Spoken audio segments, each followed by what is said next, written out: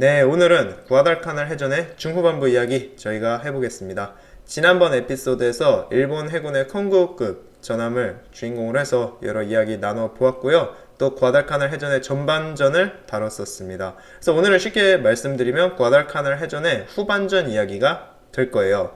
이야기 시작하기에 앞서서 지난주 전권의 지식 나눔 방에서 다뤘던 구아달카날 해전 전반전 이야기 간단하게 정리해 보겠습니다.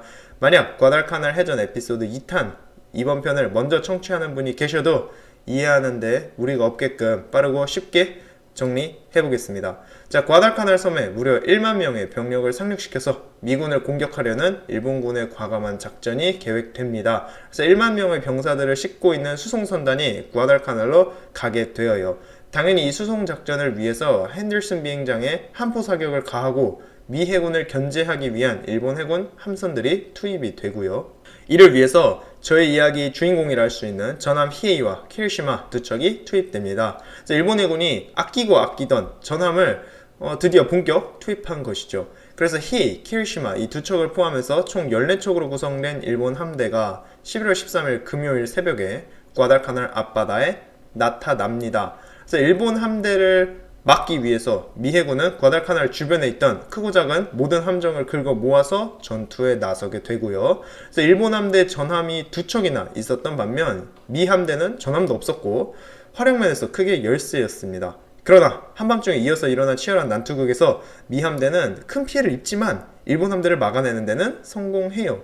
그래서 11월 13일 아침이 밝아올 무렵에 일본 함대는 전함 히에이가 대파당하고 구축함 두 척을 잃은 상태였습니다. 나머지 배들은 일단 물러났었고요. 미 함대의 경우에는 새벽의 전투로 인해서 구축함 4척이 침몰하고 대부분 배들이 큰 피해를 입은 상태였어요. 그래서 만약에 일본 함대가 11월 13일 저녁에 또다시 나타난다? 그러면은 막을 수가 없는 상황이었습니다. 여기까지가 저희가 지난번 에피소드에서 봤던 구아달카날 해전의 전반부 이야기예요. 그렇다면 오늘은 11월 13일 저녁부터 11월 15일 새벽까지 이어진 구아달카날 해전의 중후반부 이야기 자세히 나눠보겠습니다.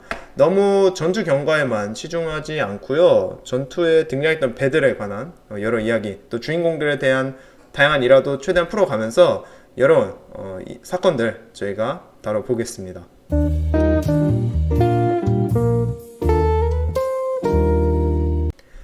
일단 저희 이야기의 시작은 일본 컨고급 전함 히에이의 최후로 시작하는 게 좋을 것 같습니다. 1914년에 건조될 때만 하더라도 이 배가 세계 최강의 전함이었거든요. 일본이 영국 해군 따라잡겠다고 그 가난한 상황에서 크게 무리를 해서 만들었던 비싼 전함이기도 합니다. 그렇게 일본의 패기를 보여주던 전함인 히에이였는데 처음 중공랭 때로부터 28년이 지난 1942년 11월 13일 아침에 얘는 침몰하기 직전에 아슬아슬한 상황에 놓여 있었습니다. 왜냐하면 한밤중에 있던 해전으로 무려 85발이 넘는 포탄을 맞았던 거죠. 그렇게 오도가도 못하는 상태로 구아달카날 앞바다에 동동 떠 있었습니다. 미 함대의 공격을 받아서 히에이의 상부 구조물은 거의 다 찌그러졌고요. 대공포도 거의 전멸했고 4개의 주포탑 중에서 겨우 1개만 작동이 가능한 상태였습니다. 사실은 피해가 여기까지였다면 대파당한 히에이를 어떻게든 살려볼 수는 있었을 것 같아요. 그런데 가장 큰 문제가 이제 밤에 치렀던 해전에서 미 중순양함 샌프란시스코가 발사한 포탄이 히에이의 조타기계실에 명중했던 거죠. 이 때문에 배를 조타하는 게 불가능해집니다. 쉽게 말씀드리면 배를 운전할 수가 없게 된 거죠. 그래서 배의 속도도 3노트까지 떨어집니다. 3노트면 시속 한 5km 내지 6km 남짓한 속도니까 이게 어느 정도로 느린 속도냐면요. 저희가 이제 저녁 먹고 산보 나갈 때, 산책 나갈 때 내는 속도밖에 낼 수가 없게 된 거죠. 이것 때문에 새벽에 있던 격렬한 해전이 끝나고 해가 떴을 때 히에이는 구아달카날 앞바다에 무방비하게 떠 있을 수밖에 없었습니다. 같이 싸우던 일본 함정들은 날 밝기 전에 이제 최대한 죄다 달아나려고 했거든요. 왜냐하면 해가 뜨면 구아달카날 섬에 있는 핸들슨 비행장에서 날아온 미군 항공기들에게 공격받기 때문입니다.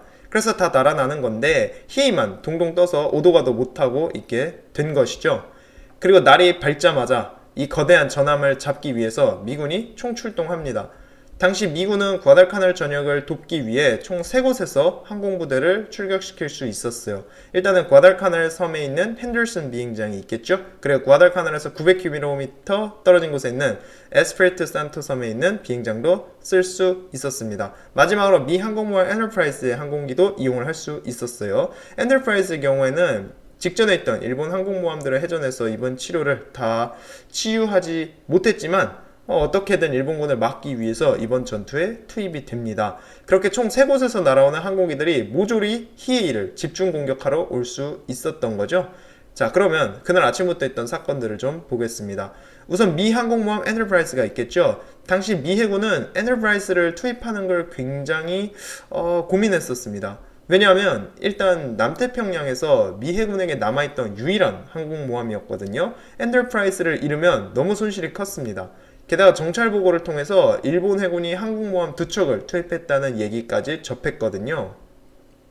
사실 이거는 잘못된 보고였지만 어찌됐든 이랬던 이유로 항공모함 투입하는 걸 이거 해야 되나 말아야 되나 좀 조심스러웠던 거죠. 엔터프라이즈는 11월 13일 새벽에 정찰기를 발진시켜서 일본 전함 히에이를 찾아냅니다. 히에이는 해전에서 입었던 피해 때문에 달아나질 못하고 구아달카날 앞바다에 있는 사보섬 북쪽에 위치해 있었어요. 저희가 예전에 다뤘던 사보섬 해전이 일어났던 바로 그 바다 주변입니다. 그래서 과달카날로 들어가는 통로라고 보시면 될 것 같습니다. 아직 달아나지도 못하고 저희 산책하는 속도로 걸어가는 속도로 천천히 기어가고 있던 거죠. 그래서 정찰 보고가 들어오고 히에이의 위치가 파악되었잖아요. 그래서 곧바로 곳곳에서 미 항공대가 출격해서 히에이를 침몰시키러 갑니다. 11월 13일 아침까지만 하더라도 일본 함대는 어떻게든 이 전함을 히에이를 살려보려고 했습니다. 히에이가 대파당했다는 소식을 들은 일본 지휘부는 어떻게든 전함을 살려내서 돌아오라고 명령한단 말이죠. 그래서 처음 히에이가 건조되었을 때의 상징성과 그 가치도 있었고 그 천황이 타고 다녔던 천황함으로도 유명했었잖아요. 또 히에이가 전함으로서 또 매우 소중한 전력이기도 했고요. 그래서 여기서 잃을 수는 없다 이거죠. 그래서 경순양함 나가라와 같은 함대에 있던 구축함들까지 죄다 달라붙어가지고 히에이를 엄호하고 있었습니다. 그러나 대파당에서 느리게 움직이는 전함을 지키려고 새벽에 해전에서 살아남은 소중한 함정들까지 미 항공기들의 공격에 노출시킬 수는 없습니다. 시간이 지날수록 히에이가 입은 피해가 너무 크다는 사실이 드러나고요. 일본 해군이 봐도 이거는 살릴 수가 없다 이거죠. 히에이가 입은 피해가 너무 컸습니다. 일단 함대를 지휘하고 있던 아베 제독은 그날 아침 8시쯤 히에이에서 내려서 구축함에 옮겨 탑니다. 자기도 히에이에 계속 타고 있기는 어렵다고 판단했던 거예요. 그리고 오전 11시쯤 미 항공모함 엔터프라이즈에서 발진한 첫 미 항공부대가 히에이를 공격하러 나타납니다. 히에이는 남아있는 모든 대공포와 아직 작동하고 있는 주포를 이용해서 필사적으로 반격을 하지만 더 이상 어찌 해볼 수가 없었죠. 시속 5km의 기어가는 속도로 움직이고 있었기에 날아오는 어뢰도 피할 수가 없었습니다. 그래서 그냥 앉아있는 커다란 표적이 된 셈이에요. 히에이에는 일단 기관총만 100개가 넘게 있었기 때문에 어떻게든 대공탄막을 칠 수는 있었습니다. 문제는 완전히 허를 찔렀다는 거죠. 멀리서 히에이를 발견한 미군 뇌격기들은 낮은 상공에서 비행을 하다가 1500m까지 고도를 높이고 강화를 하면서 공격을 가합니다. 그래서 너무 높은 곳에서 갑자기 비행기들이 나타나니까 히에이에 있던 견시들이 미처 발견하지를 못했어요. 그래서 미 내격기들은 히에이에서 3.5km 떨어진 거리에서 구름 속에서 팍 나타나면서 어뢰를 투하합니다. 그래서 어뢰만 발사하고 급하게 달아났다고 해요. 히에이의 대공포 사격이 그만큼이나 거셌습니다. 워낙에 느리게 움직이고 있었기 때문에 이때 결국 3발의 어뢰를 히에이가 맞게 되고요. 근데 이 3발 중에 한 발이 하필이면 히에이의 조타기 개시를 완전히 파괴해버린 거죠. 이로써 히에이는 방향도 못 틀고 큰 원을 그리면서 계속 빙빙 돌 수밖에 없게 됩니다. 이쯤 되면 전함을 포기할 만도 해요. 하지만 일본 해군은 끝까지 포기를 하지 않습니다.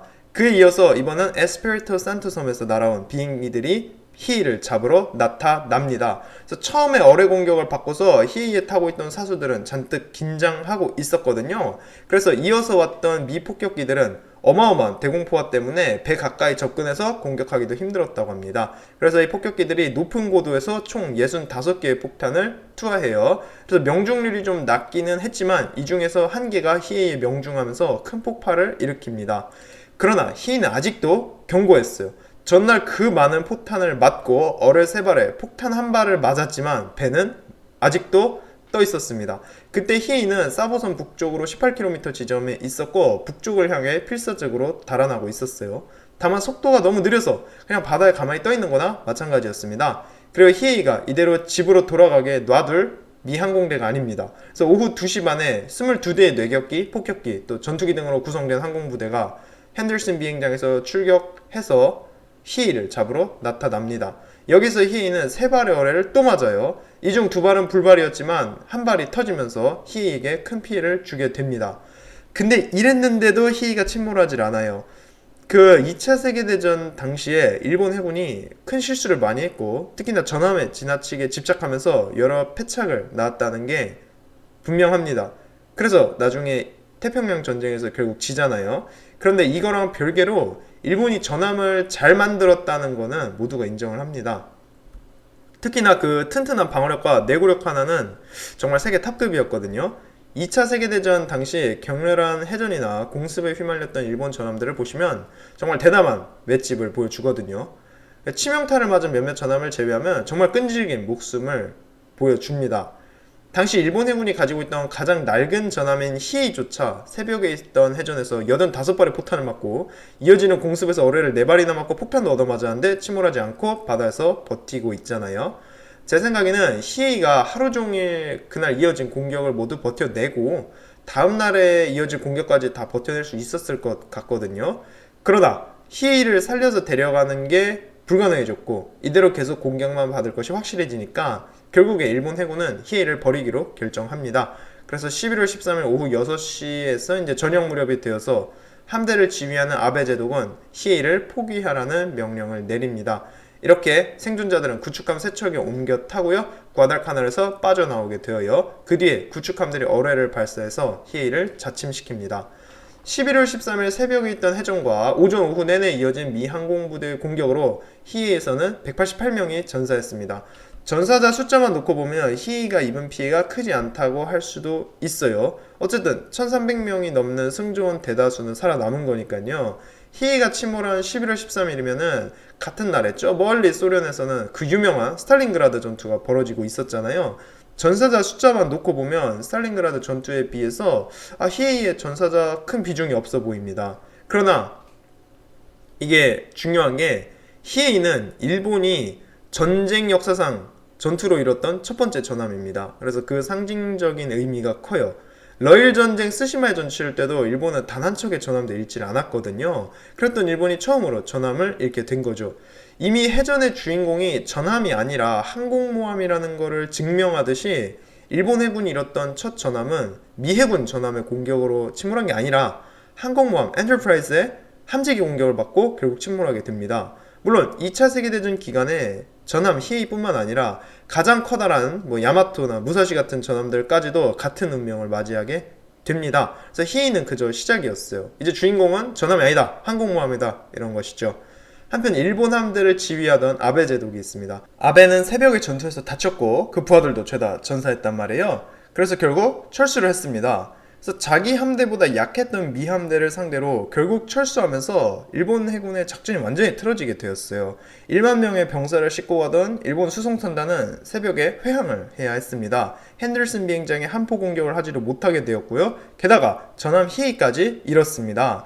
이 사태에 대해서 아베 제독이 엄청난 비난을 받습니다. 어쩔 수가 없죠. 일본 해군이 가장 자신 있어 한다는 함포 해전을 벌여서 결국 물러나면서 패배했고 그 여파로 인해서 소중한 전함까지 잃었으니까요. 그래서 아베는 결국에는 1943년 초에 옷을 벗게 됩니다. 그래서 쫓겨난 거죠. 그래서 미 함대의 경우에는 히에이가 공격받는 그 순간에 무슨 일을 겪고 있었느냐? 일단 11월 13일 새벽의 해전으로 미 함대는 켈런 그리고 스콧 이 2명의 지휘관을 모두 잃었죠. 거기에 4척의 구축함도 해전을 벌이다 침몰했습니다.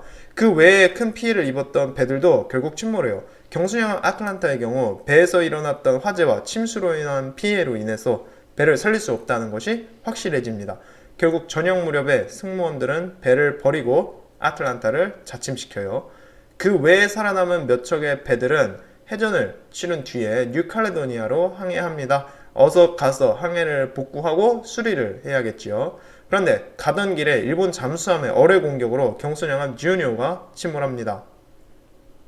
어뢰에 치명타를 입은 주니어는 정말 순식간에 침몰해버리거든요.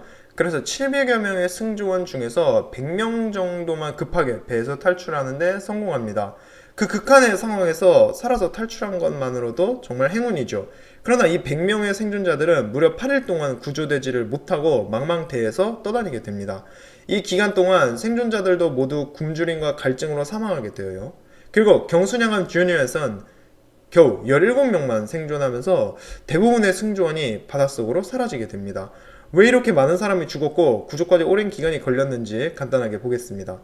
일단 주니어가 침몰하던 순간에 앞에 가던 경순양함 헬레나가 있었습니다. 그러나 헬레나의 함장은 주니어가 너무 빨리 침몰했기에 생존자가 없을 거라고 판단해요. 그리고 일본 잠수함들이 아직도 주변에 득실거리고 있었기 때문에 계속 여기 머물다간 자기도 침몰할 수 있겠다 싶었던 거죠. 그래서 계속 그냥 가던 길 가는 게 낫다고 판단해요. 그래서 근처에 있던 미군 정찰기한테 주니어가 침몰했으니 생존자들을 구조하라는 연락을 합니다. 그런데 무전 문제로 주니어가 침몰했다는 사실이 본부까지 제대로 전달이 안 됩니다. 그리고 본부까지 전달된 주니어의 그 생존자 문제 역시 다른 정보들과 섞이는 혼란통에 정확히 인지되지를 않아요. 결국 며칠이 지나서야 미 해군은 주니어의 생존자 구조가 전혀 이루어지지 않았다는 사실을 알게 됩니다. 이때는 이미 늦었고요. 대부분 승조원들이 사망한 때였어요. 이때 주니어의 침몰이 굉장히 안타까운 것이 이 배는 5형제가 타고 있었거든요. 그래서 설레반 형제 5명이 모두 이 주니어의 한 배에 타고 있었는데 이때 침몰로 인해서 5명의 형제가 한 번에 사망하는 일이 생기게 됩니다. 이 형제의 부모님은 다음 해 1월이 되어서 자기 아들 5명이 한 번에 전사했다는 소식을 듣게 되거든요. 그래서 너무 슬픈 일합니다. 그러니까 어느 날 집에 해군 장교가 찾아오더니 아들 5명 모두가 전사했다는 이야기를 하는 거죠. 한 번에 5 아들을 모두 잃게 되었으니까 안타까운 사건입니다. 이 일로 미 해군은 형제의 경우 얘네를 절대 같은 배에 태우지 않는다는 규칙을 만들게 되어요. 이때 전사한 5명의 설레반 브라더, 설레반 형제는 훗날 이들을 위한 노래도 나오고요. 또 이들을 다룬 영화도 나오게 됩니다. 그래서 1944년 영화 The Fighting Sullivans에서 아들 5의 죽음을 장교가 부모님께 전달하는 그 슬픈 장면 간단하게 저희가 들어보고 이야기 이어가겠습니다. Why, Commander Robinson. Hello, Jen. Hello, Commander. Hello, Mrs. Nice Sullivan. to see you. Hello, Commander Robinson. I haven't seen you since the boys enlisted. That's right. May I have your hat and coat? Oh, no, thanks. I can only stay a little while. Captain Mary, it's Commander Robinson. Sit down. Well, have a cup of coffee. You must be frozen. No, thank you, Mrs. Sullivan. Oh, well, sit right here. Thank you. Well. Oh, hello, Captain Mary. How are you? Fine, thank you.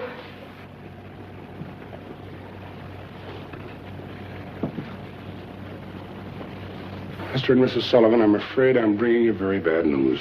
Did something happen? Quiet, Jen. You see, the way these things are done ordinarily, you'd get a telegram right from the Navy Department, but Which one? Is it Al?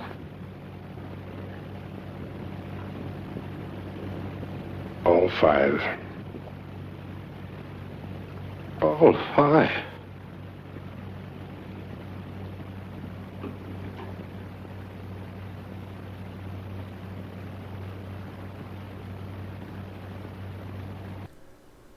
장교가 자제분께 안 좋은 일이 생겼다라고 이야기를 하니까 듣고 있던 어머니가 Which one? 5명 중에 누구냐고 묻습니다. 그러니까 장교가 All 5, 5명 모두라고 대답하죠.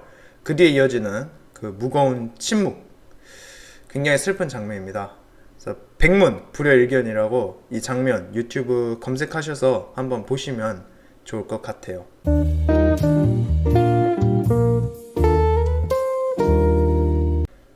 그렇게 저희가 1942년 11월 13일 저녁 무렵까지 있던 사건들을 보았습니다. 11월 13일 새벽에 있었던 치열한 구아달카날 해전의 전반부로 인해서 일본 해군은 일단 작전을 보류했습니다. 아베 제독이 이끌던 함대는 전함 히에이와 구축함 2척을 잃고 물러났고요. 1만 명의 병력을 싣고 구아달카날로 가던 수송선단도 우선 물러납니다. 그러나 이걸로 포기할 일본군이 아니에요. 제가 몇 번 말씀드렸습니다. 일본군의 그 악발의 기질 이 정도로 포기할 사람들이 절대 아니에요.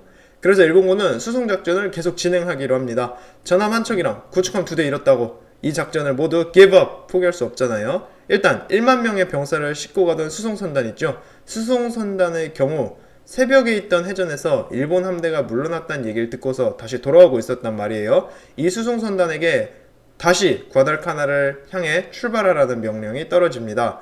한편 수송작전이 원활히 진행되기 위해선 누군가가 과달카날로 가서 핸들슨 비행장에다가 한포 공격을 해야 됐단 말이에요.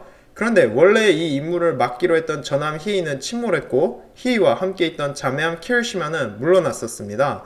이 함대를 지휘하던 아베 제동은 부상을 입었고요. 그래서 얘네 대신에 다른 함대가 11월 13일 저녁에 핸들슨 비행장을 공격하러 가야 했어요. 그래서 뉴 브리튼 섬 라바울에 주둔하던 일본 제8함대가 핸들슨 비행장에 공격을 하러 가기로 합니다. 8함대 이름이 꽤 낯이 익죠. 그래서 미카와 제독이 이끌고 있던 제8함대는 저희 이야기에 자주 등장했었습니다. 전군 팟빵 79화 사보섬 해전 이야기에서 미함대에게 최대의 패배를 안겨줬던 배들이 바로 이 제8함대 소속 배들이고요. 이 배들은 83화 케이프 에스프란스 해전 이야기에서도 등장해서 한밤중에 미함대와 치열한 해전을 치렀었습니다. 그래서 과달카날 섬을 둘러싸고 계속 미군을 괴롭히는 배들이라고 보시면 되겠어요. 제8함대 소속 순양함들은 사보섬 해전에서 미 해군 순양함 4척을 침몰시켰고 8월부터 매일 밤마다 핸들슨 비행장에 와서 한포 사격을 가하기도 했습니다. 미군 입장에선 제일로 밉고 얄미운 존재였죠. 물론 8월에 있던 사보섬 해전 이후 3달이 지난 11월의 이야기를 저희가 지금 하고 있어요. 그 기간 동안 미 해군도 사보섬 해전의 복수를 톡톡히 하기는 했죠. 오늘 이야기를 그 전에 해전들과 계속 이어서 같은 연장선 상에 놓고 보시면은 좀 더 이야기가 재밌을 것 같아서 제가 이렇게 언급을 해봤습니다. 꾸준히 미군을 괴롭히고 있는 제8함대와 이를 막는 미 해군의 전투거든요.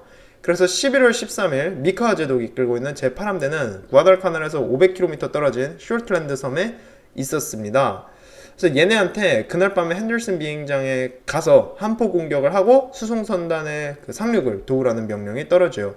그래서 8함대 중순양함 쇼카이, 키누가사, 마야, 스즈야 이렇게 4척과 경순양함 텐류, 이즈즈 2척 그리고 구축함 6척으로 이루어진 총 12척이 과달카날로 향하게 됩니다. 이 중에서 쇼카이, 텐류, 키누가사는 사보섬 해전 때 미해군에게 쓰라린 패배를 안겨줬던 대역 죄인 같은 존재였죠. 특히 중순양함 키누가사는 예전에 봤던 케이프 에스프란스 해전에서도 살아서 빠져나가면서 그 질긴 생명력을 보여주고 있었습니다. 이 배들은 자기 앞마당같이 과달카날을 자주 들르면서 한포 사격을 꾸준히 해왔단 말이에요. 그래서 이 임무 역시나 뭐 항상 하던 일 하러 가는 그런 기분이었겠죠. 그냥 평소보다 좀 더 큰 규모의 미션? 그런 느낌이었을 것 같습니다.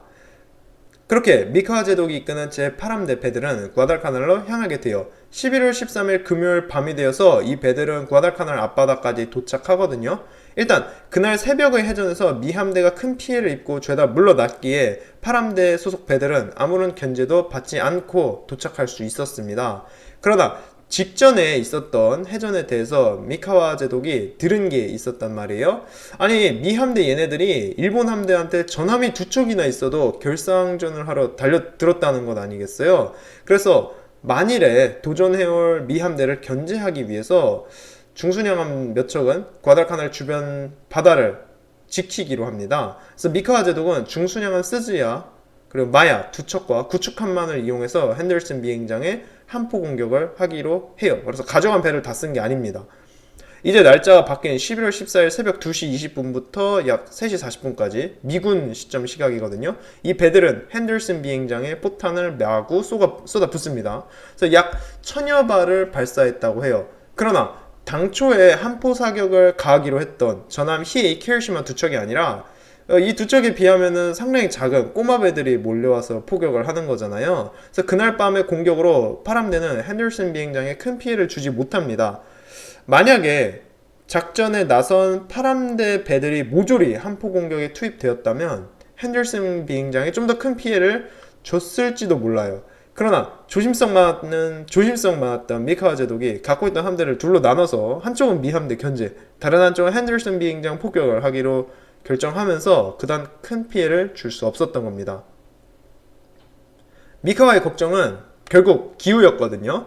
아니 전날 해전 벌이느라 과달카날에 있던 미군에겐 전투에 동원할 배가 단 한 척도 없었단 말이죠. 그래서 결국 이러면서 한포 사격이 흐지부지 끝나고 맙니다. 그리고 이게 일본군의 불행의 시작이었어요. 자, 핸더슨 비행장에 큰 피해를 주질 못했잖아요. 그러면 미군은 어떡하겠어요? 해가 뜨자마자 곧바로 핸더슨 비행장에서 정찰기를 띄워서 밤새 한포 공격하고 도망간 일본 배들을 찾을 것 아니겠어요? 이제 해가 떴으니까 제공권을 장악하고 있던 미군 세상입니다. 그래서 11월 14일 아침 7시 15분에 핸더슨 비행장에서 7대의 폭격기와 7대의 뇌격기 그리고 7대의 전투기로 구성된 항공부대가 출격합니다. 당연히 밤새 한포 공격을 했던 미카와 제독의 제8함대 배들을 공격하기 위해서였죠. 미군 항공기들은 약 270km를 비행한 끝에 마침내 8함대를 찾아냅니다. 이 배들은 지금 날이 밝았으니까 바삐바삐 달아나고 있었거든요. 그러나 운 나쁘게도 결국 걸린 거죠. 미군 조종사들은 중순양한 키누가사를 집중 공격합니다. 그래서 미군 기록을 따르면 키누가사는 어뢰를 무려 4발이나 맞습니다. 그러나 침몰하지 않는 끈질김을 보여주고요. 이때 미군 폭격기가 중순양한 마야에도 폭탄 한 발을 명중시킵니다. 이 임무를 완수하고 비행기들은 핸더슨 비행장으로 기분 좋게 돌아옵니다. 단 한 대의 비행기 손실도 없었고요. 일본 제8함대의 왼수 같은 중순양함들에게 큰 피해를 줬던 거죠. 반면 제8함대의 고된 하루는 아직 끝나지 않았어요.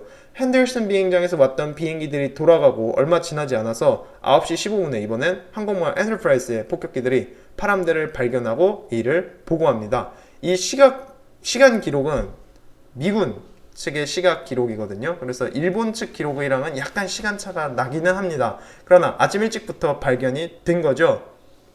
그래서 이왕 발견한 거 주변에 있던 폭격기들이 모두 일본 제8함대에게 몰려듭니다. 그래서 중순양 키누가사는 이미 앞전에 공격에서 큰 피해를 입고 비틀거리고 있었단 말이에요. 어뢰를 4발이나 맞았으니까 멀쩡한 게 오히려 이상했죠. 그리고 이어지는 공격을 피해갈 수가 없었습니다.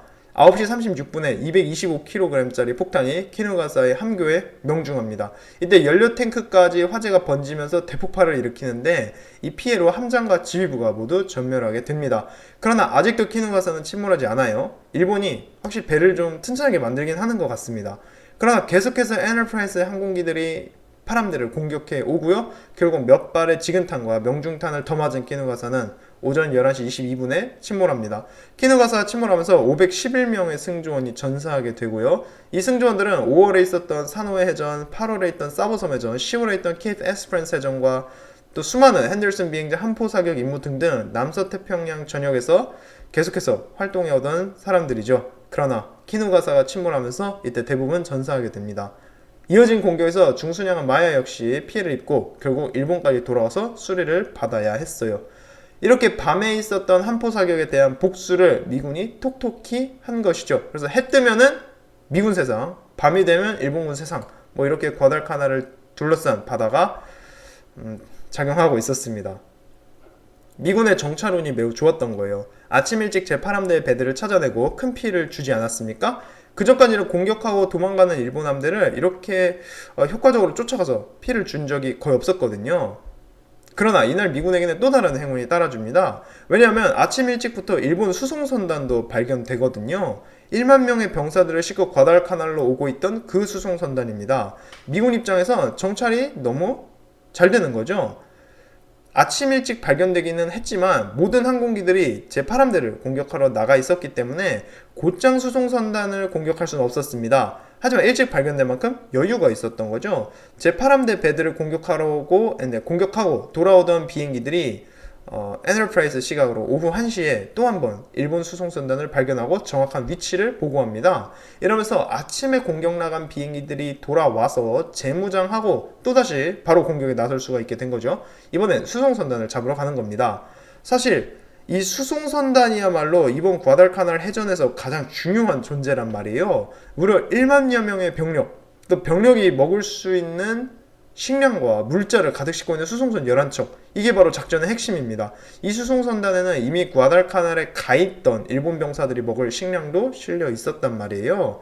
약 4만 명이 20일 동안 먹을 식량, 탄약, 포탄에다가 중장비까지 죄다 실려 있었습니다. 이 수송선단이 무사히 구아달카날에 도착해서 수송을 마쳐야만 구아달카날 전투에서 궁극적으로 일본이 승리할 수 있을 것 아니겠어요? 일본 타나카 제독이 이끄는 이 수송선단은 14일 밤에 구아달카날에 도착할 예정으로 열심히 항해하고 있었습니다. 수송선 11척을 지키기 위해서 12척의 구축함이 수송선단에 포함되어 있었어요. 그런데 이 수송선단이 구아달카날에 무사히 도착하기 전에 너무 일찍 미군에게 발각된 겁니다.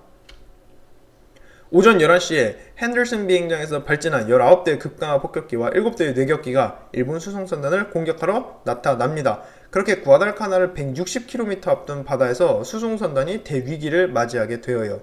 수송선단을 호위하던 구축함들의 대공포만으로는 이 공격을 막아낼 수가 없었고요. 구축함들이 급하게 연막을 쳐서 수송선을 숨기려 하지만 이 역시 역부족이었습니다. 미군 폭격기가 수송선 한 척에 450km 폭탄을 명중시키고요. 뇌격기들이 수송선 두 척의 어뢰를 명중시켜서 침몰시켜버립니다. 이어서 계속해서 핸들슨 비행장과 항공모함 엔터프라이즈에서 공격대가 날아와서 수송선단을 무자비하게 난타합니다. 일본은 역시 1000km 떨어진 라바울과 주변 비행장에서 출격한 전투기들로 수송선단을 공중에서 지키려고 해요. 그래서 수송선단 상공에서 치열한 공중전이 전개됩니다. 그런데 이들 전투기들만으로 배를 지키는 게 쉽지가 않았어요. 그날 오후가 되어서 수송선단은 수송선 6척이 침몰당하고요. 한 척은 대파당해서 결국 왔던 길을 돌아가면서 4척으로 줄게 됩니다. 침몰한 수송선 6척에 타고 있던 병사들은 옆에 있던 구축함들이 부랴부랴 구조해내고요. 그러나 450명이 결국 전사하게 됩니다. 문제는 수송선에 있던 모든 장비를 잃게 되었다는 것이고요. 가장 중요한 식량까지 바다에 죄다 가라앉았다는 겁니다. 구축함은 지금 사람으로 붐벼서 앉을 자리도 없을 지경이었고요. 저는 이 순간이야말로 일본이 과달카날 전투에서 패배한 때라고 생각해요. 이후에 벌어지는 몇몇 해전에서 일본 해군이 분투를 하긴 하지만 이날 수송선단이 입은 피해가 과달카날 전투, 즉 1942년 8월부터 시작해서 반년간 이어진 전투에서 가장 중요한 사건이었어요. 왜냐하면 일본 육군이 과달카날 전투에서 가장 고생했던 게 미군이라기보다는 굶주림이었거든요. 저희가 지금 보는 1942년 11월이면 이미 구아달카날에 가있던 일본군은 굶어 죽기 직전이었단 말이에요. 그래서 추가 병력과 함께 충분한 식량을 섬에 보내주었던 건데 이 수송선단이 너무 큰 피해를 입으면서 사실상 일본군의 패배가 확정되지 않았나 싶습니다. 왜냐하면 더 이상 구아달카날 섬에서 일본군이 버틸 수가 없게 되었거든요. 이 수송선단을 지휘하던 레이저 타나카 제독 역시 지금 자기가 지휘하고 있는 수송선단이 얼마나 중요한지를 알고 있었습니다. 그래서 이렇게 큰 피해를 입었지만 어떻게든 수송작전을 완료하기로 해요. 그래서 살아남은 수송선 4척과 구축함들을 추스러서 계속해서 과달카날로 갑니다. 악바리 기질과 근성으로 어떻게든 밀어붙여보겠다는 것이죠. 반면 미군은 이날 하루 동안 중순양한 키누가사를 격침시키고 중순양한 마야에게 큰 피해를 주고 수송선을 무려 6척이나 침몰시키고 수송선 한 척은 대파시켜서 회항하게 만들었습니다. 그야말로 대승리라고 볼 수 있어요. 저희가 지난번 에피소드에서 봤던 11월 13일 새벽의 해전에선 미 해군이 엄청난 피해를 입었지만 전함 히에이를 침몰시켰고 또 일본 해군이 물러가면서 꽤 선방하지 않았습니까? 그리고 바로 다음 날인 지금 11월 14일에는 수송선단을 거의 괴멸시켰고 사보섬 해전의 원수인 파람대에게 큰 피해를 주면서 이렇게나 큰 승리를 가져가게 된 겁니다. 그래서 실로 남태평양에서 일어나던 이 전쟁이 미국에게 유리하게 움직이던 순간입니다.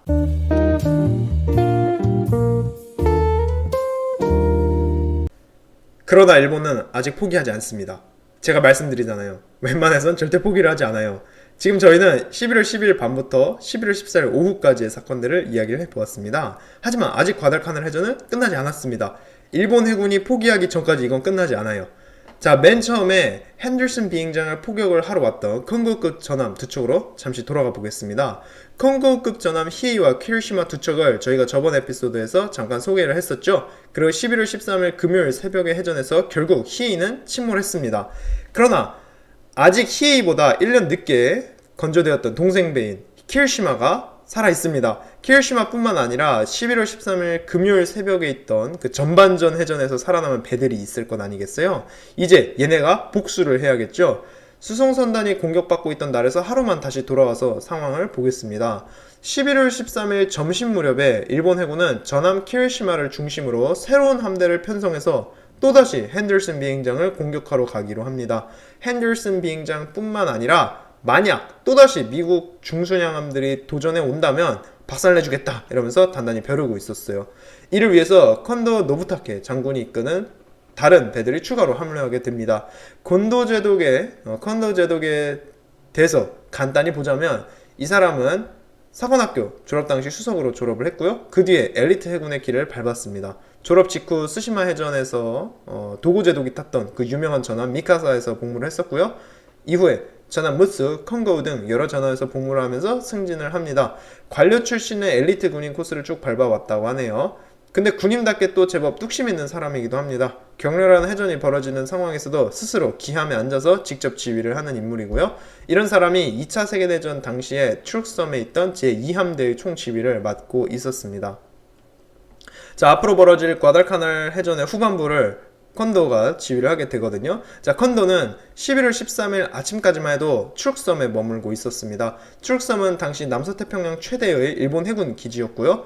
그러던 중에 컨도에게 긴급 연락이 옵니다. 그날 새벽에 있던 해전에서 전함 히에이가 대파당하고 일본 함대가 큰 피해를 입었다면서 급히 출동을 하는 거죠. 가서 히에이를 구하고 혹시 모를 미 함대를 견제하라는 것이었습니다. 그래서 컨도는 부랴부랴 배를 이끌고선 2000km 남쪽에 있는 과달카날을 향해 출발합니다. 그런데 가던 중에 컨도의 임무가 바뀌어요. 얘가 가는 중에 전함 히에이는 이미 침몰했던 거죠. 이제 컨도의 임무는 13일 새벽에 있던 전반전에서 살아남은 배들과 합류해서 11월 14일 밤에 과달카날에 가서 핸들슨 비행장에 함포 공격을 하라는 것이었습니다. 그러니까 당초에 하기로 했던 비행장의 포격 또 수송작전을 위한 미함대 견제 임무를 이어서 하기로 한 거죠. 그렇게 해서 컨도는 11월 13일에 과달카날에서 북쪽으로 488km 떨어진 지점에서 이제 함대를 규합합니다. 11월 13일 새벽에 전반전에서 살아남은 배들과 자기가 새로 끌고 온 배들을 합쳐서 제법 강력한 함대가 구성되어요. 이 함대에는 우선 전함 키리시마가 있습니다. 이 배가 자매함의 복수를 위해서 과달카날로 다시 가는 거죠. 그리고 중순양함 아타고와 타카오, 경순양함 나가라와 센다이, 그리고 구축함 9척으로 구성이 됩니다. 컨도 제독 본인은 중순양함 아타고에 타고 지휘를 하기로 해요. 지금 일본은 13일 새벽에 있던 전반전에서 과달카날에 있던 미해군 해상 세력을 대부분 경멸했잖아요. 그래서 격렬한 해전에 휘말릴 가능성은 전혀 없다고 보고 있었어요. 컨도 제독 역시 미함대와 벌일 해전보다는 항공기의 공격을 더 걱정하고 있었겠죠. 그러나 일본 해군이 모르는 사이에 미 해군 역시 강력한 함대를 과달카날에 배치해둔 상태였습니다.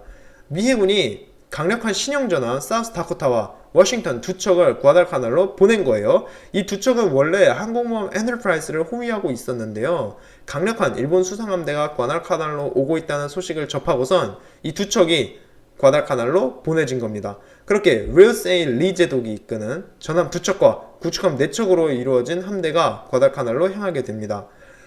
11월 14일 정오에 이 함대는 과달카날에서 80km 남서쪽에 위치해 있었어요. 만약 리제독이 이끄는 전함 두 척이 하루만 일찍 도착해서 11월 13일에 전반전에 참가했다면은 전투 결과가 크게 달라졌을 수도 있겠죠. 그러나 조금 늦게 도착했던 터라 전반전에는 참가하지 못했습니다. 자, 일단 리제독은 일본 정찰기에 눈에 띄지 않으려고 낮 동안에는 계속 남쪽 부근에 머물러 있습니다. 얘네 임무는 밤에 일본 수송선단이 과달카날에 상륙을 하려고 나타나면 이를 막는 것이고요. 만에 하나 핸들슨 비행장에 함포 공격을 하려고 또다시 일본 함정들이 나타나면 해전을 벌여서 경멸하는 것입니다. 이 함대를 지휘하는 리제독도 재밌는 인물인데요. 이 사람은 올림픽 금메달리스트 출신입니다. 사격술에 매우 뛰어나서 올림픽에까지 나갔던 건데요. 1920년에 앤트워프에서 열린 하계올림픽에서 무려 금메달 5개, 은메달 1개, 동메달 1개를 땄던 사람입니다. 한 사람이 이렇게 많은 메달을 땄던 기록은 당시로 신기록이었고 이 기록이 무려 60년간 이어집니다. 그래서 지금 이 에피소드가 업로드 되는 시점이 또 한국에서 평창 올림픽이 열리고 있는 시점이잖아요. 그래서 이 올림픽에 관한 일화가 상당히 흥미로웠습니다. 금메달리스트 출신으로 또 해군 사관학교를 졸업을 하고 미 해군에 복무하고 있던 사람입니다. 또 레이더에 관해서 전문가 소리를 듣던 사람이고요. 앞으로 벌어질 과달카날 해전 후반부에서 미 전함 사우스다코타, 워싱턴 두 척을 이끌고 한포 결전을 치르게 될 인물입니다. 자, 그렇게 해서 한밤중에 그 어떤 항공기의 지원 없이 오로지 함선들끼리 벌이는 한포해전이 일어나게 된 겁니다. 이런 해전에서 독보적으로 중요한 존재가 있죠. 바로 전함입니다. 그래서 이 전함들의 성능 차이가 매우 중요해요. 일본 콘도 제독의 함대는 전함 키리시마를 가지고 있죠. 컨고급 전함 키리시마에 대해선 저번 편에 자세히 이야기를 했었습니다. 강력한 전함인 건 맞아요. 문제는 키리시마가 1차 세계대전 터지기 전에 건조된 굉장히 낡은 전함이라는 겁니다. 반면 미국의 리 제독에겐 최신 전함 사우스다코타, 워싱턴 이렇게 두 척이 있었어요. 당장 키리시마는 14인치 함포를 장착하고 있던 반면 사우스다코타, 워싱턴 두 척 모두 16인치 함포를 장착하고 있었습니다. 쉽게 말씀드리자면 미 해군에겐 더 큰 대포를 가진 전함이 있던 것이죠.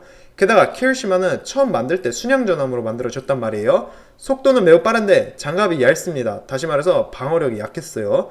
사우스다코타가 가지고 있는 16인치 함포는 키리시마가 가지고 있는 30cm 두께의 장갑을 최대 사거리에서조차 뚫을 수 있었다고 합니다. 뿐만 아니라 리 제독이 가지고 있는 최신 전함 두 척 모두 신형 레이더가 장착되어 있었어요. 리 제독은 이 레이더 사용에 대해 해박한 지식을 가지고 있었습니다. 전문가였다고 해요. 한밤중에 레이더를 이용해서 거리를 계산하고 적을 공격할 능력을 가진 겁니다. 반면 키리시마에 타고 있는 일본 수병들은 눈으로 적을 보고 공격을 해야 했어요. 이러한 차이들이 앞으로 있을 해전에서 굉장히 큰 요소로 작용하게 됩니다. 그러면 이 두 함대의 전투를 지금부터 보겠습니다. 리 제독이 이끄는 미 함대는 사전에 일본 함대가 구아달카날로 오고 있다는 정찰 보고를 받았거든요. 따라서 11월 14일 밤에 구아달카날 앞바다로 나아가서 일본 함대를 찾기 시작합니다. 그러던 중에 밤 9시 20분에 적 함대가 구아달카날 앞에 사보섬 인근 해역에 있다는 정찰 보고가 들어와요. 그리고 9시 반부터 미 해군 무전기에 일본 해군의 무전이 감청되기 시작합니다. 리 제독은 미 함대를 한 줄로 쭉 늘어서서 항진하게 해요. 구축함 4척이 제일 선두에서 앞장섰고요. 그 뒤를 전함 사우스다코타와 워싱턴 두 척이 따르고 있었습니다. 한편 컨도 제독은 그날 밤에 핸더슨 비행장의 한포 공격을 하기 위해서 자기 함대를 이끌고 과달카날 앞바다에 나타납니다. 공격을 위해서 컨도는 자기 함대를 여러 부분으로 나눠요. 그래서 함대의 가장 선두에 경순형한 센다이와 구축함 3척을 앞세웁니다. 이 배들이 앞에 가면서 과달카날 앞바다와 사보섬 인근을 쭉 훑으면서 혹시 있을 미 해군 배들을 찾아내는 역할이죠. 그 뒤에는 경순형함 나가라와 구축함 6척으로 이루어진 호위 부대가 가게 되고요. 제일 마지막에 전함 키리시마와 콘도 제독 본인이 타고 있는 중순형 아타고 그리고 중순형 타카오가 가게 됩니다. 마지막에 따라가는 이 함대는 포격을 하기 위한 부대입니다. 그래서 얘네는 만일 있을 해전에 최대한 휘말리지 않고 핸들슨 비행장의 한포 공격만 가할 생각이었어요. 자, 양쪽 중에서 상대를 먼저 발견한 건 일본 함대였습니다. 밤 11시에 가장 선두에서 가던 경순형한 센다이가 미 함대를 발견하고 보고를 한 거죠. 그러나 미 함대를 발견한 견씨가 전함 두 척을 중순양함 두 척이라고 보고하는 큰 실수를 저지릅니다. 컨도 제독은 자기가 지금 13일 새벽에 있던 전반전에서 살아남은 미함대, 중순양함들을 만났다고 생각하겠죠. 또는 과달카날 주변 해역에 있던 순양함 세력을 만났다고 생각했을 겁니다. 적에게 중순양함을 두 척을 비롯한 구축함 몇 척밖에 없다고 하니까 컨도 제독은 선두에서 가던 경순양함 센다이와 구축함에게 곧바로 공격을 하라고 명령합니다. 여기에다 호위 부대로 쓰고 있던 경순양함 나가라와 구축함들도 공격에 투입해요. 이 배들이 미 함대의 허약한 중순양함을 공격하는 동안 자기는 유유히 과달카날 앞까지 가서 핸들슨 비행장을 마음껏 포격할 수 있겠다 싶었을 겁니다. 문제는 지금 컨도 제독이 맞닥뜨린 것은 강력한 미 해군의 신형 전함 두 척이라는 거죠. 이 전력 차이가 얼마나 크냐 하면 전함 사우스다코타만 해도 일본 경순양함 나가라보다 무려 8배나 무겁고 길이도 1.5배나 깁니다. 나가라가 가지고 있는 함포로는 가까이 붙지 않으면 사우스다코타에게 흠집조차 내기 어렵습니다. 그러나 일본 경순양함들이 가까이 붙기도 전에 사우스다코타는 최대 39km 거리에서 16인치 함포로 공격을 할 수가 있었어요. 사실 콘도한테 있던 모든 순양함과 구축함의 화력을 다 합해도 전함 사우스다코타 워싱턴에게 비교할 수도 없단 말이죠. 도전할 엄두도 못 냅니다. 이 강력한 화력 차이를 이제 어느 정도 저희가 실감할 수 있습니다. 왜 한포 대결에서만큼은 전함이 그렇게나 중요한 존재인지 말이죠. 이런 상황에서 지금 전함이 두 척 있다는 걸 모르고 약한 배들만 꾸려서 미 전함들을 공격하라고 보낸 것이죠. 미군 역시 레이더를 통해서 일본 함대를 찾아냅니다. 그래서 전함 워싱턴의 레이더를 통해서 약 16km 떨어진 곳에 있는 배들을 발견한 거죠. 미 함선들을 레이더를 통해 발견했다는 소식을 듣고선 워싱턴에 타고 있던 리 제독은 옆에 있던 함장 글렌 데이비스에게 Well, stand by Glenn, here they come 이라고 얘기를 합니다. 그래서 뭐 일본 놈들 오는구만, 대기하자 이렇게 얘기를 한 거죠.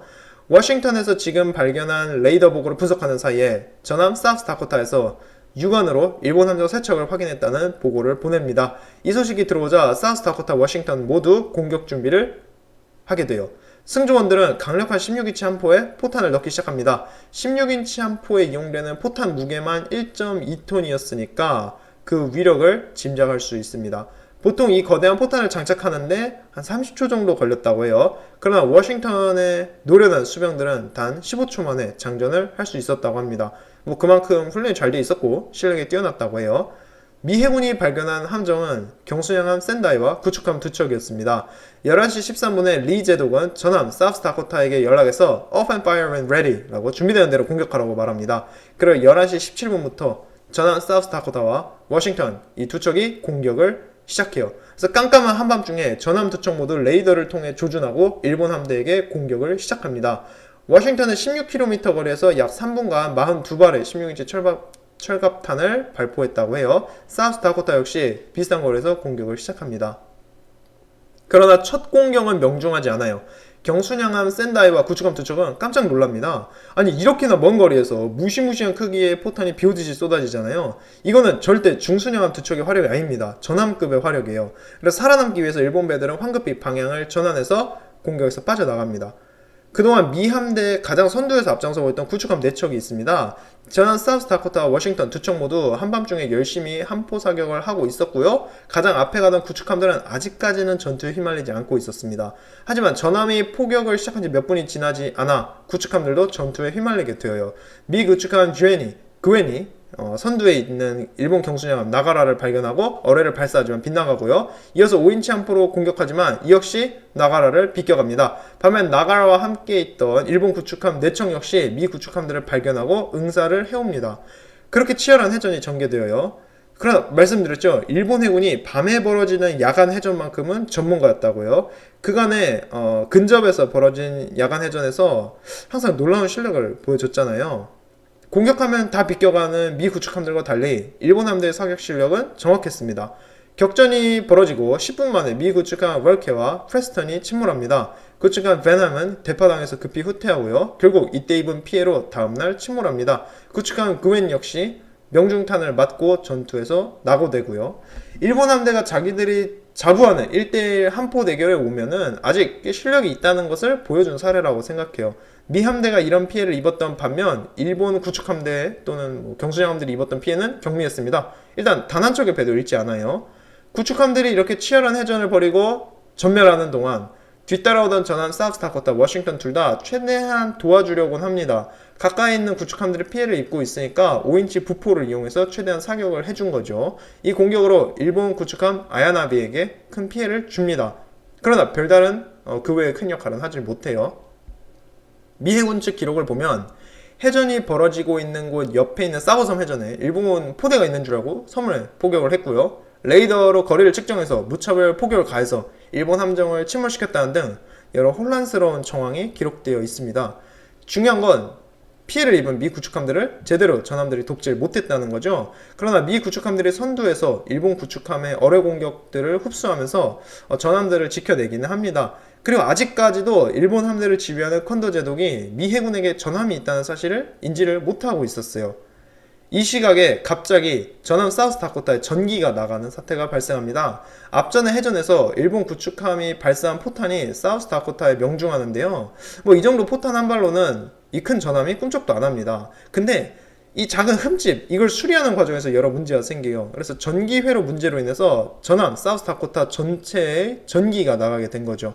이로 인해서 레이더를 비롯한 배의 중요한 모든 기기가 작동을 멈춥니다. 전함의 가장 중요한 기기가 작동을 안 하게 되었으니 깜깜한 밤에 아무것도 안 보이는 상태에서 항해를 하게 된 거죠. 지금 불도 다 나갔다고 보시면 됩니다. 그것도 전함으로 득실거리는 바다에서 말이죠. 그러나 일단은 앞서가는 전함 워싱턴을 따라서 사우스다코타는 계속 이동합니다. 이제 사우스다코타를 밝혀주고 있는 거는 뭐 불타고 있는 같은 편 구축함들 뿐이었겠죠. 이제 리 제독이 이끄는 미 함대에게는 전함 2척만 남게 된 겁니다. 구축함 4척은 모두 전투에서 낙오되거나 침몰했어요. 그렇게 전진하던 중에 불타고 있던 구축함 베남을 피하기 위해서 사우스다코타는 우현으로 방향을 틉니다. 이러면서 일본 배들과의 거리가 4.5km로 크게 좁혀져요. 한편 컨도 제독은 미 구축함대가 박살났다는 소식을 듣습니다. 그러고선 이제 자기를 막을 미 함대 세력은 없을 것이라고 판단해요. 그래서 가장 뒤에 가고 있던 전함 키리시마와 중순양함 2척을 앞세워서 전진합니다. 컨도의 함대는 가장 선두에 구축함 2척을 세우고요. 그 뒤에 중순양 아타고, 다카오, 마지막에는 가장 강력한 전함 키리시마가 따라가고 있었습니다.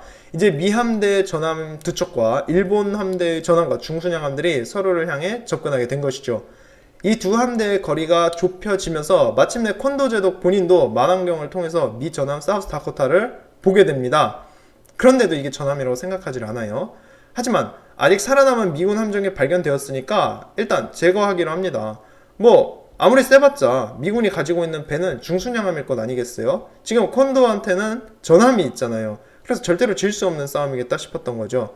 전투 준비 명령이 떨어지고 전함 키리시마를 필두로 일본 함대는 공격 준비에 들어갑니다. 그리고 마침내 11시 15일 0시 자정 무렵 일본 전함 키리시마의 서치라이트가 미국 전함 사우스다코타를 비춰냅니다. 사우스다코타가 완전히 모습을 드러낸 그때서야 콘도 제독은 내가 지금 전함을 상대로 싸우고 있구나 라고 알아차려요.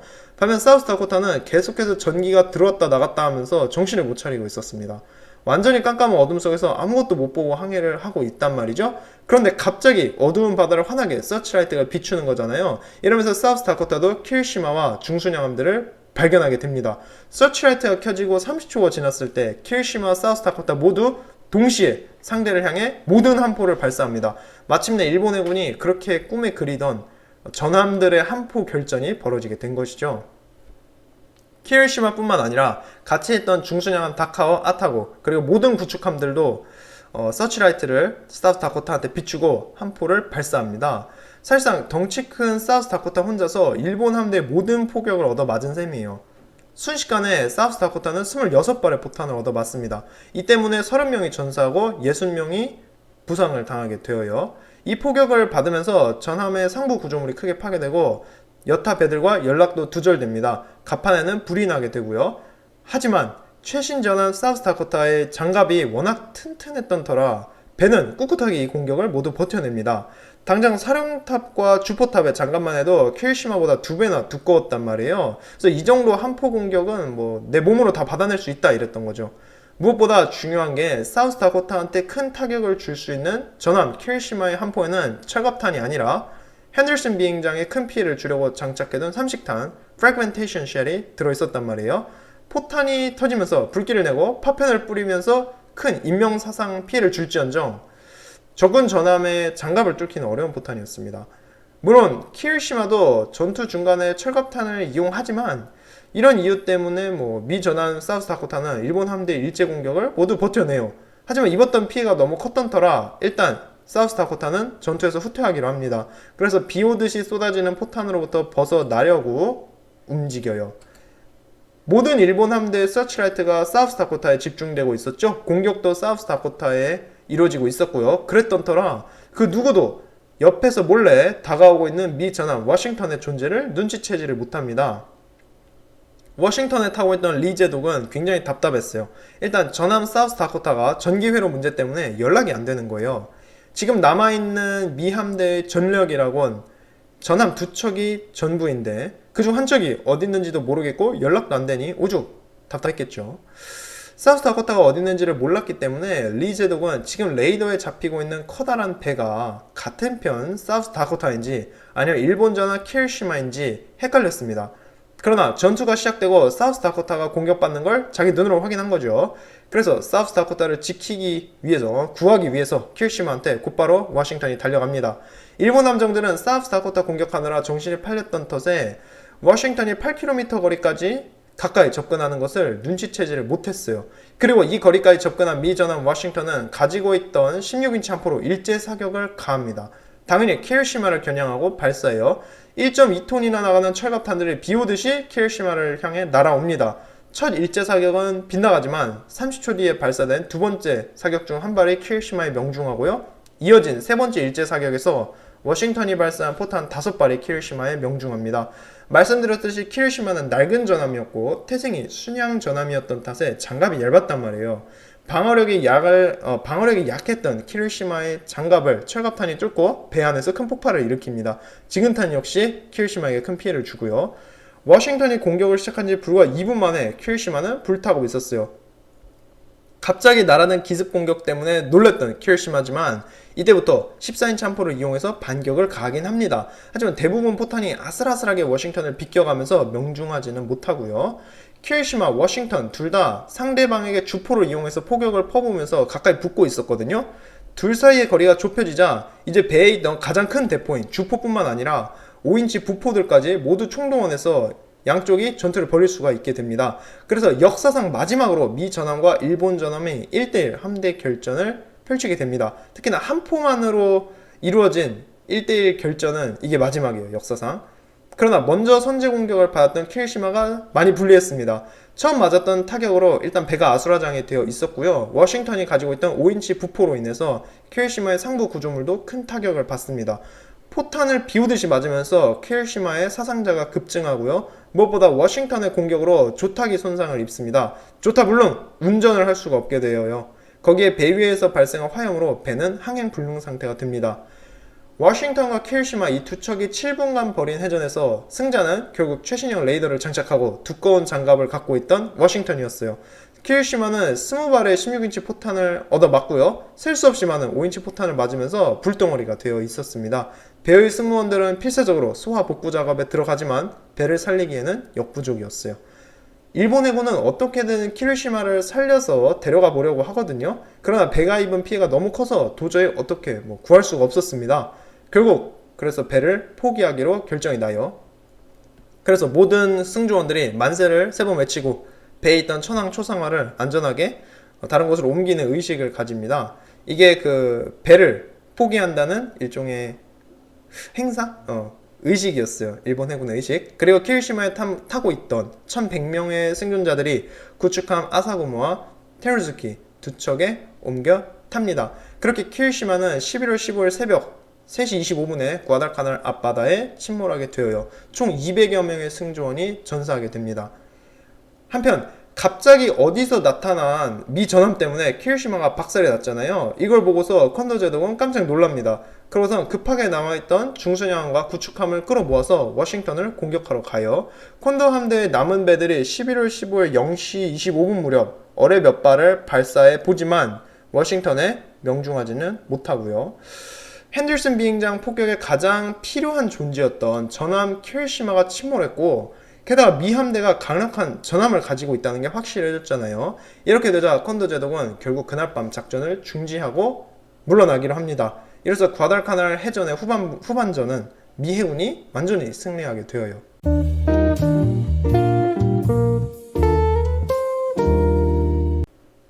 일본군은 11월 13일에 있던 전반전의 여파로 전함 히에이를 잃었습니다. 15일 새벽의 후반전에서는 전함 키리시마를 잃었고요. 뼈아픈 손실입니다.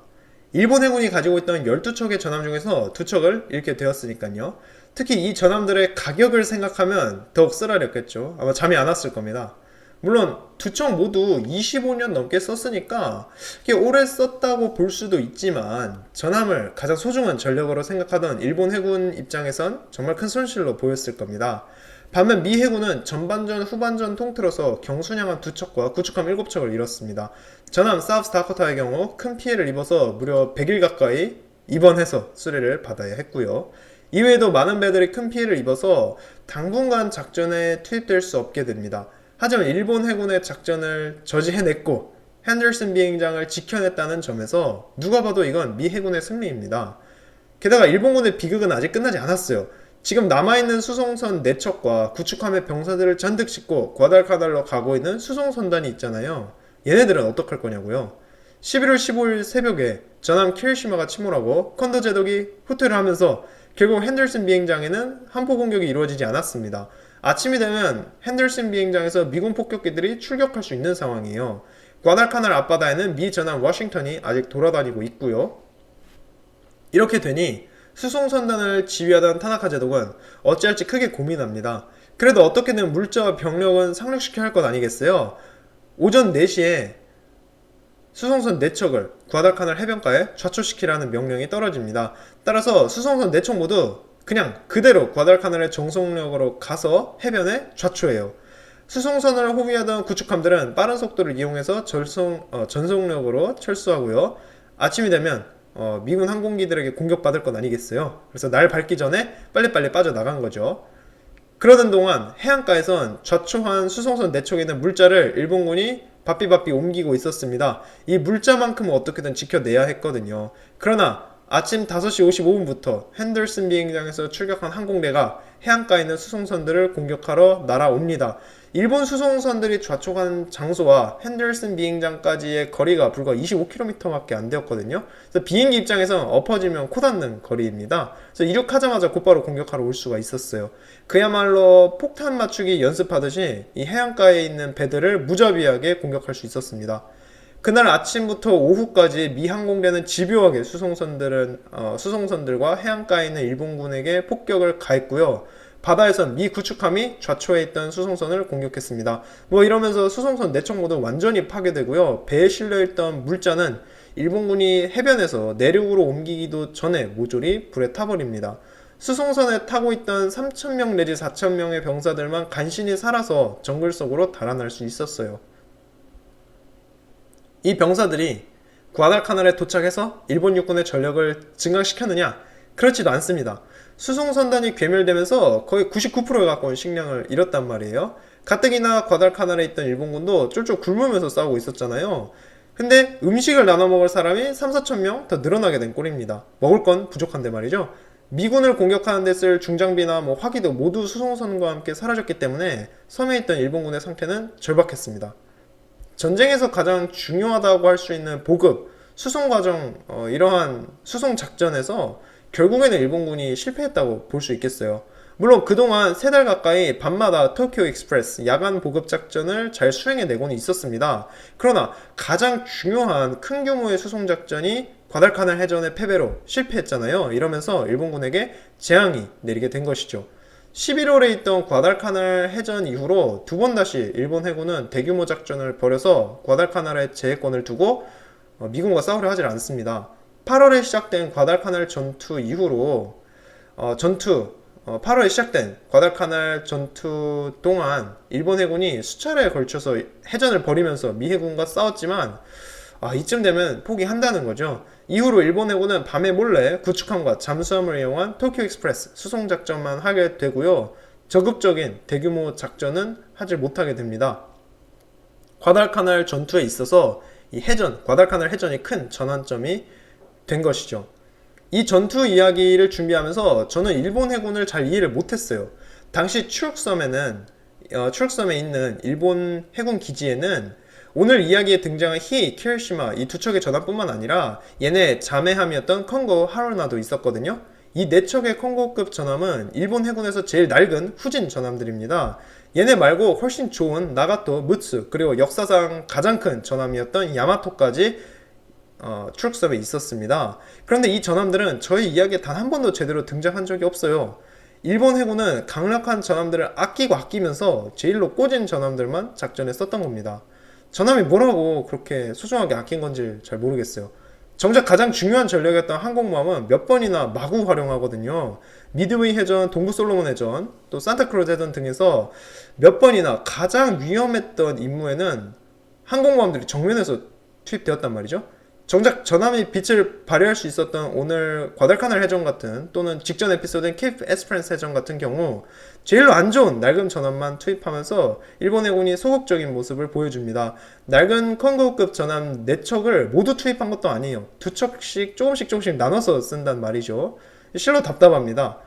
역사에 가정은 없다지만 만일 일본 해군이 좀 더 적극적으로 전함을 투입했다면 과달카날 전투도 많이 바뀌었을 거란 말이에요. 8월, 9월, 그러니까 전투가 처음 시작했을 때 한포 공격을 통해서 전함을 적극 이용을 했다거나 또는 뭐 야간 작전에 낡은 전함 히이나 키르시마 말고 좀 더 최신 전함을 투입했다면 어땠을까 생각을 해봅니다. 아니면 콩고급 전함 4척 히에이 키르시마 뿐만 아니라 콩고 하루나까지 4척 모두 다 투입했다면은 과달카날 해전도 일본이 승리했을 가능성이 높거든요. 이러한 생각들을 좀 해봅니다. 일본한테 연료가 부족해서 이 전함들을 한 번에 투입할 수 없었다는 썰도 있습니다. 근데 제가 생각하기에 주된 원인은 이게 아니었어요. 왜냐하면 1942년이면 그래도 일본이 굉장히 유리할 때거든요. 일본이 본격적으로 태평양 전쟁에서 밀리기 시작한 게 1943년 초부터입니다. 그러니까 과달카날 전투 전체에서 지면서 태평양에서 하나 둘씩 섬들을 잃어가면서 영향력이 축소되거든요. 근데 1942년이면 아직 꽤 유리할 때예요. 이런 상황에서 소극적인 자세로 전함을 쓰면서 전투에 임했다는 건 그냥 전함이 아까워서 아꼈다고밖에 볼 수가 없습니다. 뭐 그런 이야기 저희가 해볼 수 있을 것 같고요. 미군의 경우 과달카날 해전에서 승리하면서 이 섬 주변의 제해권을 완전히 장악하게 됩니다. 대낮에도 마음껏 물자를 수송할 수 있고요. 새로운 병력을 상륙시키면서 과달카날에서 세력을 넓힐 수 있었습니다. 반면 일본군은 쫄쫄 굶으면서 미군에게 새로운 공격을 시도할 엄두도 못 내고 있었어요. 또 과달카날 해전을 통해서 레이더가 얼마나 중요한지를 미군이 절실하게 깨닫습니다. 미 전함 워싱턴은 한밤중에 레이더를 통해서 조준하고 공격을 해서 키르시마를 박살냈거든요. 반면 탐조등을 켜고 눈으로 워싱턴을 찾아내야 했던 키르시마는 분리할 수밖에 없었습니다. 전기가 나가면서 레이더를 쓸 수 없게 되었던 전함 사우스 다코타만 해도 일본 함대에게 저항을 하지 못하고 무기력하게 얻어맞기만 했잖아요. 그러니까 레이더가 중요하다, 신기술이 그만큼 중요하다는 사실을 미군이 깨닫게 된 계기가 됩니다. 자, 그렇게 저희가 과달카날 해전 이야기를 모두 마쳐볼 수 있겠어요. 그래서 11월 10일 저녁부터 11월 15일 오후까지 일어난 일련의 사건들을 저희가 2개 에피소드를 통해서 쭉 정리를 해보았습니다. 그러면 이번 에피소드 준비하면서 제게 있었던 사건들 몇 가지를 이야기를 해보겠습니다. 전군의 사담 시간 잠깐 가져볼게요. 우선 이번 에피소드가 제가 그동안 준비했던 이야기 중에서 스크립트, 대본 분량이 꽤 많은 편에 속합니다. 지난번 편과 오늘 이야기했던 에피소드 2개를 합쳐서 과달카날 해전 에피소드 스크립트 분량이 48페이지에 달하거든요. 제가 글씨 크기를 좀 크게 하기는 해도 스크립트가 굉장히 많습니다.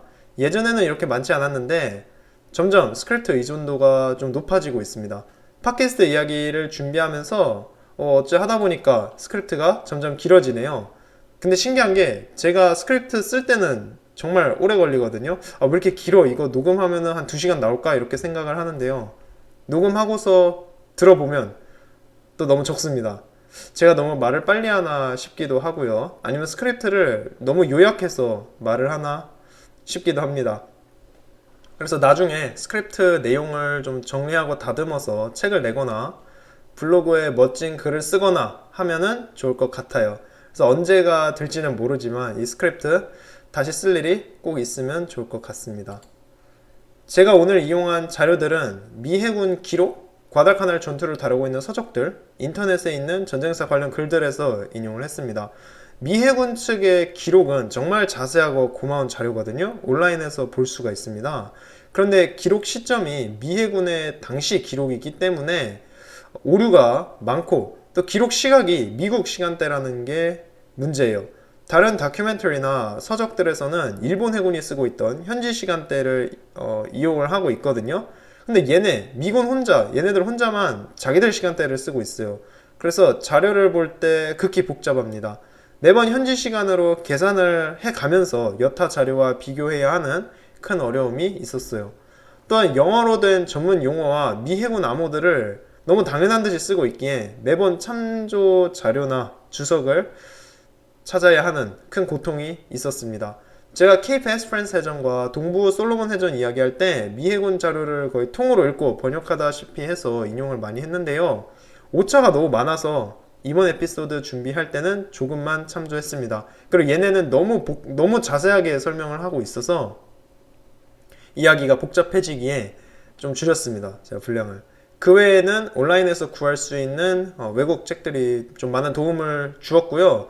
영어로 된 서적뿐만 아니라 일본어로 된 서적도 구할 수 있으면 참 좋을 것 같았는데 제가 일본어가 안 되는 것이 안타까웠습니다. 일본 측 이야기는 일본어로 된 서적에 일본어로 된 서적으로 많이 나와 있을 것 아니겠어요? 근데 제가 찾지를 못하는 그런 아쉬움이죠. 제 에피소드 뒤로 갈수록 대부분 이야기가 미해군 시점에서 진행이 되고 있거든요. 신뢰할 수 있는 일본 측 기록 찾기가 어려웠습니다. 그 외에는 인터넷에 있는 전쟁사 전문가들, 전쟁 덕후들의 블로그가 여러 도움을 많이 줬고요. 그래서 가볍게 전쟁사 이야기를 접하는 데에는 아무래도 정말 수준이 제일 낮긴 하지만 위키피디아에서 시작을 해서 차츰차츰 자세한 책들을 읽어 가시는 것을 제가 추천을 드립니다. 처음부터 너무 전문적인 군사 지식 책이나 도서관에 있는 군사 코너에 있는 책들을 접하시면 이해하기가 굉장히 어렵고 흥미를 갖기가 어려워요. 그래서 처음 접하실 때는 아무래도 다큐멘터리나 또는 정말 제일 쉬운 단계에서는 위키피디아 또는 인터넷 블로그 글들을 보시고 입문하시는 걸 제가 추천을 드리겠습니다. 그래서 요즘 에피소드가 너무 전문적인 이야기가 돼가고 있다 이런 이야기를 제가 많이 들어요. 팟캐스트를 제 지인들에게도 들려주는데요. 지인들이 최근에 너무 밀덕스럽다. 전쟁사 이야기만 너무 자세하게 들어가고 있다. 최대한 쉽게 재밌게 전달하려고 제가 노력했는데 너무 전쟁사 이야기만 다루고 있는 것 같아요. 제 팟캐스트 제목이 정군의 지식 나눔 방이지 않습니까? 그래서 처음에 팟캐스트 초기에는 전쟁사뿐만 아니라 약간 좀 사회 문화나 역사 등등 다른 분야도 좀 다루고 있었거든요. 근데 어느 순간 전쟁사 이야기만 너무 다루고 있는 것 같아서 최대한 다른 지식 이야기도 함께 진행하는 걸로 하겠습니다. 특히나 사회 문화나 전쟁사뿐만 아니라 다른 역사 이야기도 제가 관심이 많아서 앞으로 기회가 되면 다른 에피소드들도 많이 이야기하고 싶습니다. 근데 역사 이야기를 하다 보면 전쟁사 이야기가 빠지기가 어렵죠.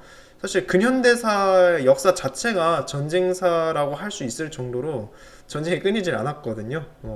그렇기 때문에 여러 이야기 저희가 나눠볼 수 있을 것 같습니다. 그래서 최근에 정건 팟캐스트 댓글란에서 여러 후원과 함께 질문도 해주시고 이야기 나눠주시고 있어서 너무 감사드리고요.